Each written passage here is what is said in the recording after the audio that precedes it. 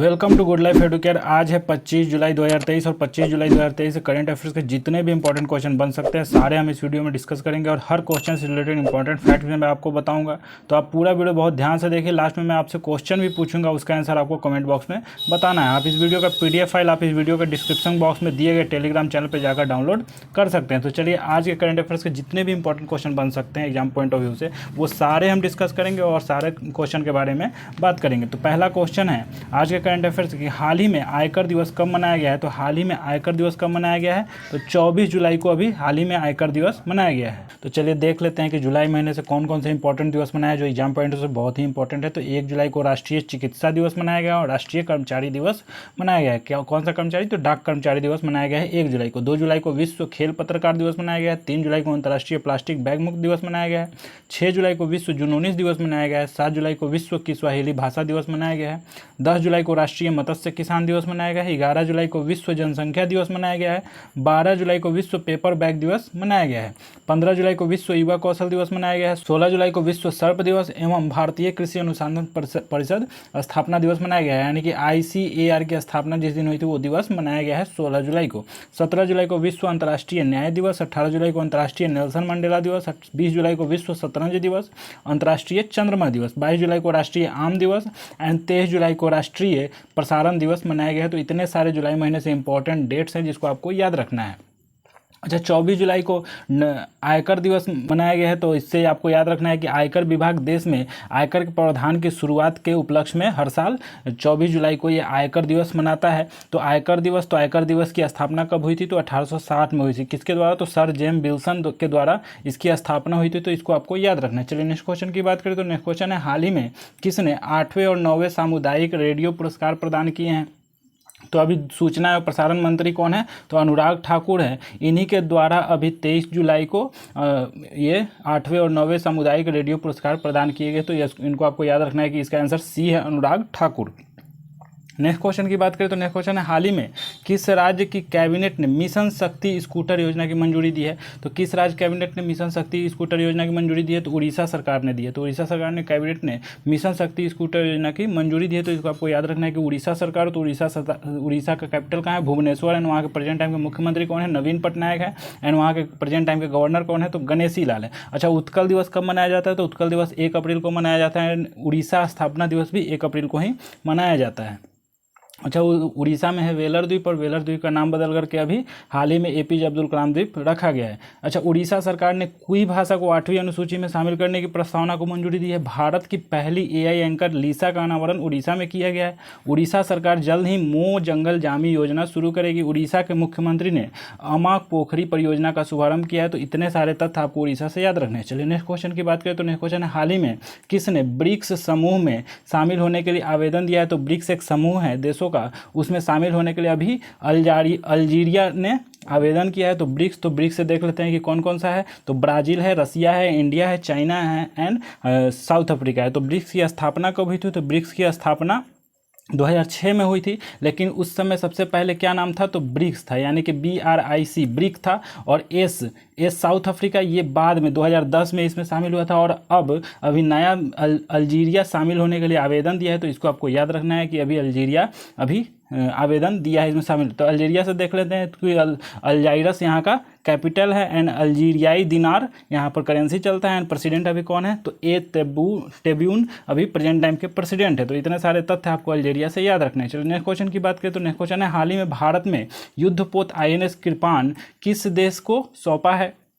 तो अभी हाल ही में भारत ने युद्धपोत INS कृपाण किस देश को सौंपा है? तो वियतनाम को सौंपा है। तो वियतनाम से देख लेते हैं कि वियतनाम को सौंपा है। तो ये कौन सा मिसाइल से लैस INS कृपाण है जो वियतनाम को सौंपा है? तो वियतनाम का कैपिटल क्या है? तो हनोई है। एंड वहाँ पर वियतनामियन डोंग करेंसी चल रहा है। प्रेजेंट टाइम के PM कौन है? तो पाम मिन चिन अभी प्रेजेंट टाइम के प्रधानमंत्री हैं वहाँ के। तो इतने सारे क्वेश्चन INS कृपाण से याद रखना है। नेक्स्ट क्वेश्चन की बात करें तो हाल ही में किस देश के क्रिकेटर लाहिरू थिरिमाने ने अंतर्राष्ट्रीय क्रिकेट से संन्यास लेने की घोषणा की है? तो श्रीलंका के क्रिकेटर लाहिरू थिरिमाने इन्होंने संन्यास लेने की घोषणा की है। तो श्रीलंका से याद रखना है कि श्रीलंका का भी कैपिटल क्या है, तो कोलंबो है जो कि कमर्शियल कैपिटल है। एंड अभी एडमिनिस्ट्रेटिव कैपिटल कौन है, तो श्री जयवर्धनेपुरम कोट्टे अभी एडमिनिस्ट्रेटिव कैपिटल है। अच्छा, वहाँ पर करेंसी क्या चलता है, तो श्रीलंकाई रुपया चलता है। एंड पीएम कौन है, तो दिनेश गुरुवर्धन अभी प्रेजेंट टाइम के प्रधानमंत्री हैं। प्रेसिडेंट कौन है, तो रणनील विक्रम सिंघे अभी प्रेजेंट टाइम के प्रेसिडेंट है वहाँ के। अच्छा, 67वां TAAI सम्मेलन कोलंबो में शुरू हुआ। ICC महिला ODI बल्लेबाजी रैंकिंग में सिया टपर शीर्ष पर रही हैं।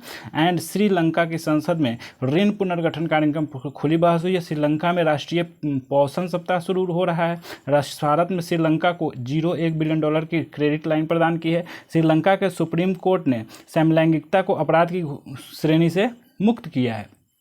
तो इतने सारे तथ्य आपको श्रीलंका से याद रखने हैं। चलिए नेक्स्ट क्वेश्चन की बात करें तो नेक्स्ट क्वेश्चन है, हाल ही में किस राज्य में मुख्यमंत्री खेत सुरक्षा योजना लागू होगी।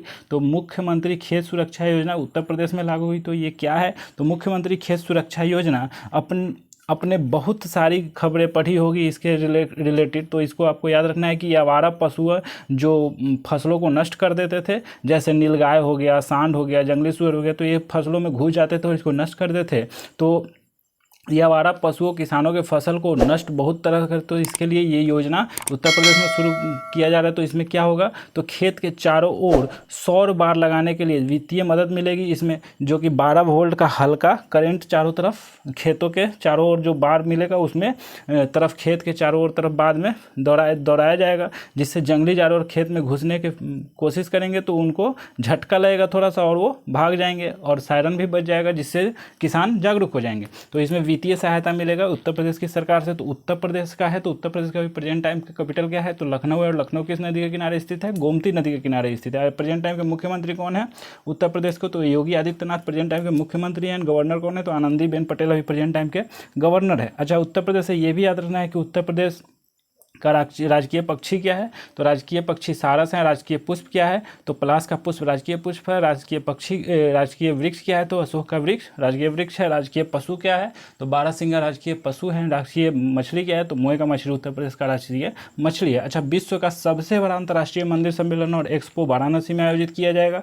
भारत का पहला वैदिक थीम वाला पार्क नोएडा में खोला गया। उत्तर प्रदेश सरकार ने 800 मेगावाट की 2 ताप विद्युत परियोजनाओं को मंजूरी दी है। लखनऊ स्थित लिटरेसी हाउस एक संग्रहालय के साथ पर्यटन स्थल बनेगा। उत्तर प्रदेश सरकार भारतीय गाय की नस्लों को माइक्रो डेयरी स्थापित करने की योजना बना रही है। तो इतने सारे तथ्य आपको उत्तर प्रदेश से याद रखने। चलिए नेक्स्ट क्वेश्चन की बात करें तो नेक्स्ट क्वेश्चन है, हाल ही में आपदा जोखिम न्यूनीकरण कार्य समूह की अंतिम बैठक कहाँ हुई है। तो अभी हाल ही में आपदा जोखिम न्यूनीकरण कार्य समूह की अंतिम बैठक चेन्नई में हुई है। तो इसको आपको याद रखना है कि G20 आपदा जोखिम न्यूनीकरण कार्य समूह की अंतिम बैठक कहाँ हुई है, तो चेन्नई में हुई है। तो इसको आपको याद रखना है कि चेन्नई में अभी G20 आपदा जोखिम न्यूनीकरण कार्यक्रम समूह की अंतिम बैठक हुई है। चलिए नेक्स्ट क्वेश्चन की बात करें। नेक्स्ट क्वेश्चन है, हाल ही में ब्रायन टेबर का निधन हुआ है, वो कौन थे। तो ब्रायन टेबर का निधन हुआ है, वो एक क्रिकेटर थे। तो ऑस्ट्रेलियाई विकेट कीपर क्रिकेटर थे। इनका अभी हाल ही में निधन हुआ है। तो कितने वर्षों में हुआ है, तो 83 वर्ष में इनका निधन हुआ है। तो इनको आपको याद रखना है। चलिए नेक्स्ट क्वेश्चन की बात करें तो क्वेश्चन है, हाल ही में किसने नॉर्डिया ओपन का खिताब जीता है। तो नॉर्डिया ओपन का खिताब किसने जीता है, तो एंड्री रूबलेव ने अभी ये खिताब जीता है। तो इसको भी आपको याद रखना है कि नॉर्डिया ओपन का खिताब एंड्री रूबलेव ने जीता है। चलिए नेक्स्ट क्वेश्चन की बात करें तो हाल ही में आलोक आराधे ने किस राज्य में हाईकोर्ट के मुख्य न्यायाधीश के रूप में शपथ लिया। तो अभी हाल ही में आलोक आराधे ने तेलंगाना राज्य के हाईकोर्ट की मुख्य न्यायाधीश के रूप में शपथ ली है। तो इसको आपको याद रखना है। तो तेलंगाना राज्य का हाईकोर्ट के मुख्य न्यायाधीश के रूप में शपथ लिया। तो तेलंगाना से देख लेते हैं कि इसका कैपिटल क्या है, हैदराबाद है। और वहाँ के मुख्यमंत्री कौन है, तो के चंद्रशेखर राव वहाँ के प्रेजेंट टाइम के मुख्यमंत्री हैं। गवर्नर कौन है, तो डॉक्टर तमिलसाई सुंदरराजन वहाँ के प्रेजेंट टाइम के गवर्नर है। अच्छा, हैदराबाद में वार्षिक वोनालू त्यौहार मनाया गया है। तेलंगाना की कालेश्वर परियोजनाओं को फिर से लागू किया गया है। मुखरा तेलंगाना का पहला विमित गांव बना है। तेलंगाना में 1000 साल पुरानी मूर्तिकला की अनोखी पहचान की गई है। देश की सबसे बड़ी निजी रेल कोच फैक्ट्री का उद्घाटन तेलंगाना में हुआ है। अंतर्राष्ट्रीय ग्रीन एप्पल अवार्ड से तेलंगाना को सम्मानित किया गया है। तो तेलंगाना से इतने सारे तथ्य आपको याद रखने हैं। चलिए नेक्स्ट क्वेश्चन की बात करें तो हाल ही में किसने 2023 हंगेरियन ग्रैंड प्रिक्स जीता है।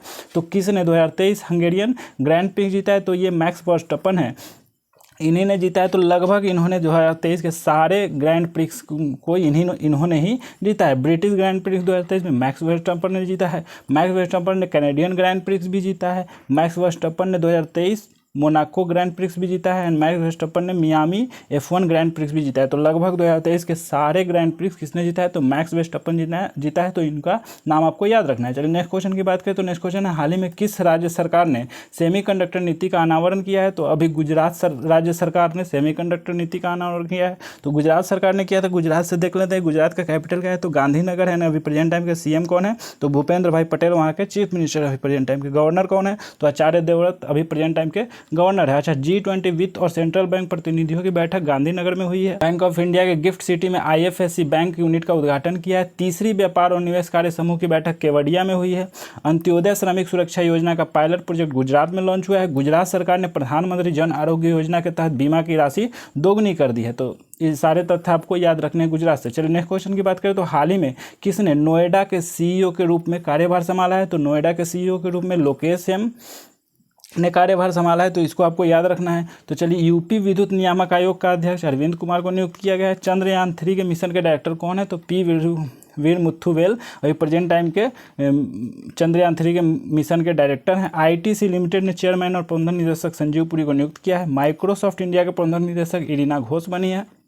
एंड SBI कार्ड के MD एंड CEO के रूप में अभिजीत चक्रवर्ती को नियुक्त किया गया है। तो इतने सारे तथ्य आपको नियुक्ति से याद रखने हैं। नेक्स्ट क्वेश्चन की बात करें, आज के करंट अफेयर्स के लास्ट क्वेश्चन की बात करें तो अभी हाल ही में किस राज्य में पहला ट्रांसजेंडर जन्म प्रमाण पत्र जारी किया गया है। तो अभी राजस्थान में पहला ट्रांसजेंडर जन्म प्रमाण पत्र जारी किया है। तो इसको आपको याद रखना है। तो राजस्थान में किया गया। तो राजस्थान का कैपिटल कहाँ है, जयपुर है। एंड प्रेजेंट टाइम के मुख्यमंत्री कौन है, तो अशोक गहलोत है। एंड वहाँ पर कलराज मिश्र गवर्नर है प्रेजेंट टाइम का। अच्छा, राजस्थान सरकार ने टीचर इंटरफेस फॉर एक्सीलेंस कार्यक्रम शुरू करने के प्रस्ताव को मंजूरी दी है। राजस्थान सरकार ने जन सम्मान वीडियो प्रतियोगिता शुरू की है। दिव्य कला मेला जयपुर में आयोजित किया जाएगा। राजस्थान के मुख्यमंत्री ने धार्मिक पर्यटन को बढ़ावा देने के लिए 13.48 करोड़ रुपए की मंजूरी दी है। CNG से संचालित देश की पहली टॉय ट्रेन राजस्थान में शुरू की गई। तो इतने सारे तथ्य आपको राजस्थान से याद रखने हैं। चलिए कल के वीडियो का जो क्वेश्चन आपसे पूछा गया था उसको डिस्कस कर लेते। तो आपसे पूछा गया था कि हाल ही में किसे LIC का प्रबंधन निदेशक नियुक्त किया गया है। तो इसका आंसर आपको कमेंट बॉक्स में बताना था और इसके बारे में ज़्यादा से ज़्यादा लिखना था। तो चलिए इसका आंसर सतपाल भानु हो जाएगा। इसको आपको याद रखना है। चलिए आज के लिए आपके लिए क्वेश्चन है कि हाल ही में किस राज्य सरकार ने CM राइज स्कूल स्थापित करने की घोषणा की है। तो CM राइज स्कूल स्थापित करने की घोषणा की है। तो ये CM राइज क्या है, यहाँ पर 4 ऑप्शन दिया हुआ है। तो किस राज्य ने किया है तो उसका नाम बताना है और उस राज्य के बारे में ज़्यादा से ज़्यादा लिखना है। और CM राइज क्या है इसके बारे में आपको ज़्यादा से ज़्यादा लिखना है। और ये वीडियो कैसा लगा, अगर अच्छा लगा है तो लाइक ज़रूर करें, ज़्यादा से ज़्यादा शेयर करें। अगर चैनल पर नए हैं तो चैनल को सब्सक्राइब भी जरूर करें। उसके बगल में एक बेल आइकन है, बेल आइकन को दबा लें, क्योंकि जब भी इस चैनल पर वीडियो डलेगा तो आपको नोटिफिकेशन सबसे पहले मिलेगा। तो उम्मीद करते हैं कि आपको ये वीडियो अच्छा लगा होगा, आप इंजॉय कर रहे होंगे, पढ़ रहे होंगे, इसको नोट अप कर रहे होंगे। तो फिर मिलते हैं नेक्स्ट वीडियो में नेक्स्ट करंट अफेयर्स के साथ। तब तक के लिए जय हिंद।